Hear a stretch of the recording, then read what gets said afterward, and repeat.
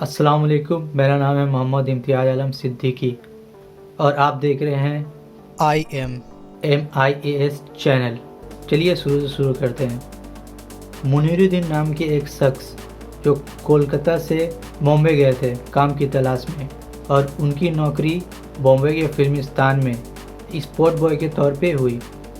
1972 की फिल्म दास्तान की शूटिंग हो रही थी, जिसके लीड एक्टर दिलीप कुमार यानी यूसुफ खान साहब थे। तो एक दिन मोहम्मद रफ़ी साहब यूसुफ साहब से मुलाकात करने के लिए सेट पर पहुंचे।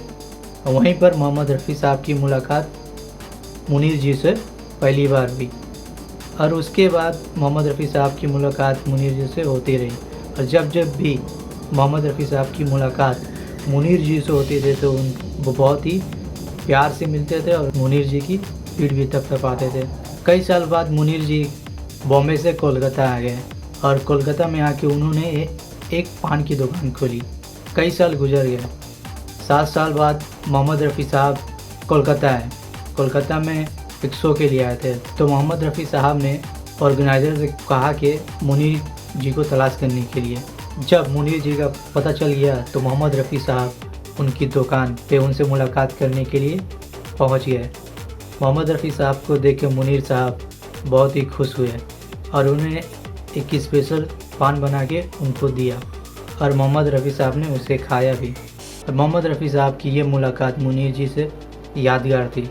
और फिर एक दिन मोहम्मद रफ़ी साहब मुनीर जी की दुकान पे आए और मुनीर जी से कहा, एक पान देना, मेरा गला ख़राब है, मुझे शो में गाना है। तो मुनीर जी ने स्पेशल पान बना के उनको दे दिया, और जैसे ही मोहम्मद रफ़ी साहब ने खा लिया तो मोहम्मद रफ़ी साहब ने कहा, अब मेरा गला पहले से बेहतर है। तो मुनीर जी ने फ़ौरन ही और कुछ पान बना के उनको पैक करके दे दिया। मुनीर जी ने अपनी दुकान में मोहम्मद रफ़ी साहब के कई फ़ोटो लगाए, और वो फ़ोटो अभी भी उनकी दुकान में हैं। अब उनकी दुकान को उनके बेटे चलाते हैं, और वो सारे फ़ोटो आज भी उस दुकान में मौजूद है। और ये वो दुकान है मुनीर जी की जो अब उनके बेटे चलाते हैं, और उनके फ़ोटो आज भी मौजूद है।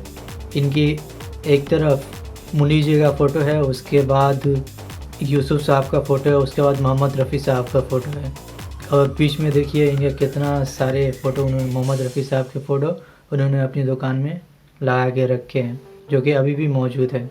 और दूसरी तरफ में मोहम्मद रफ़ी साहब और कई सारे एक्टर्स के साथ हैं, और मुनीर साहब भी है यहाँ पे, और उनके शॉप का नाम भी है। तो ये थी मोहम्मद रफ़ी साहब और एक पान वाले की दिलचस्प कहानी।